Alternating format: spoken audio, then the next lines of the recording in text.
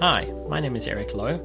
I'll be going through a series of helpful tools that I use in academics, and I hope that this will help you to get a better grasp on what's available and the types of tools you can look out for, and hopefully a few helpful things that will get you going a little bit more effectively and efficiently. And so with that, the first category I want to talk about is search engines.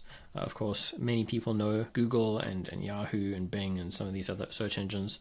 But there are some newer technologies coming out, especially with the rise of AI, that can simplify that process, but it also includes some risks. So I just want to say from the outset, whenever you're using a search engine, how you use it is really crucial. You can use AI in a way that will hinder your work, or you can use AI in a way that will help it. So here's what I use. I use Perplexity.ai an awful lot. On the free level, Perplexity offers a lot.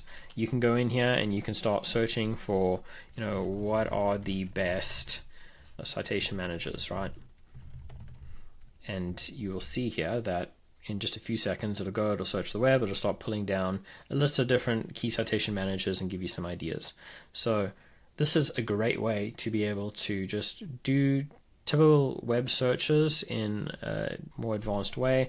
Now, keep in mind that even though it gives you some results here, Zotero, probably the most well-known, Mendeley, EndNote, Paperpile, never heard of that one actually, not all of the information here is going to be accurate.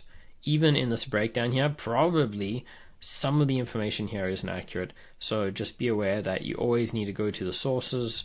Very often they have these little citations here, and you can actually go to a specific result and see where they got the information from. But it can certainly help you get around a lot more easily and find what you're looking for. On the same note, if we go to Google, they have a new AI mode here that is becoming increasingly popular, and it will allow you to actually search using their AI. So here you might say, what are some popular citation managers? And in kind, it'll go and do the same thing. Now, it will give the results in a slightly different format to Perplexity, but still very similar. You have at the end of each section a citation that goes to the result that they had, and then you can go ahead and open those and see where they go. In this case, when you click on it, it shows a cluster of results from which they got their information, and then you'd have to click through to each one. Now, incidentally, none of these actually go to some of these specific tools, so I don't see Zotero in the list here.